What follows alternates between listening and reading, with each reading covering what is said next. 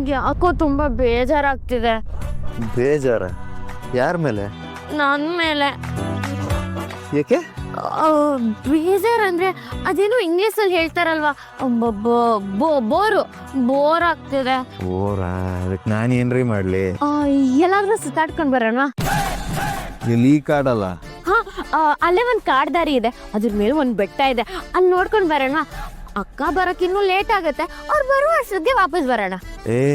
ನಾನ್ ಬರಲ್ಲ, ಬೇಕಾದ್ರೆ ನೀವ್ ಹೋಗಿ ಬನ್ನಿ. ಹಸ್ಬೆಂಡು ಹುಡ್ಗಿನ ಒಬ್ಳೆ ಹೋಗು ಅಂತಿದ್ದೀರ ಅಲ್ವಾ?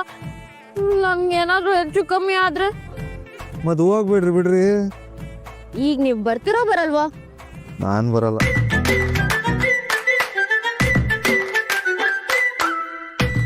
ಅಮ್ಮ, ಏನಾಯ್ತು?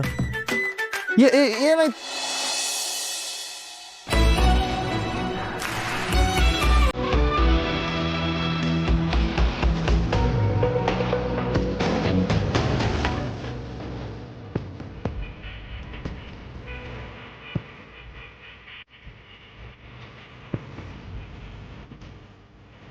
ಸಾಕಿದ್ದೇಳ್ರಿ.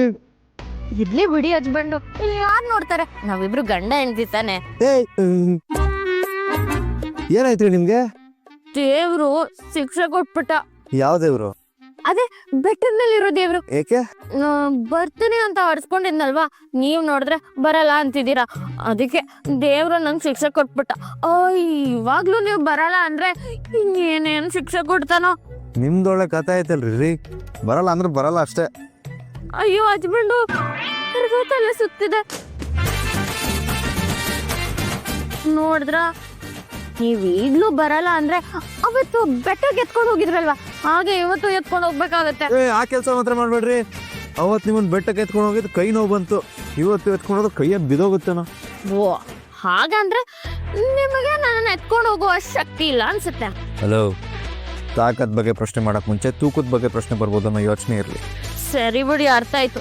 ಈಗೇನು ಬರ್ತಿರೋ ಬರಲ್ವಾ? ಬರ್ದೇ ಇದ್ರೆ ನೀವೇ ತಲೆ ಸುತ್ತು ಬರ್ಸ್ಕೊತೀರಲ್ವಾ? ನಾನ್ ಬರ್ಸ್ಕೊಳಲ್ಲ ಹಸ್ಬೆಂಡು, ಅದು ಅದಾಗೆ ಬರುತ್ತೆ.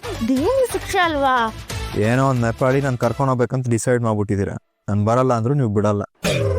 ಪದೇ ಪದೇ ನಿಮ್ಮನ್ನ ಹಿಂಗೆ ಇಟ್ಕೊಳ್ಳೋದ್ಕಿಂತ ಬರೋದೇ ಒಳ್ಳೇದು. ನಡೀರಿ.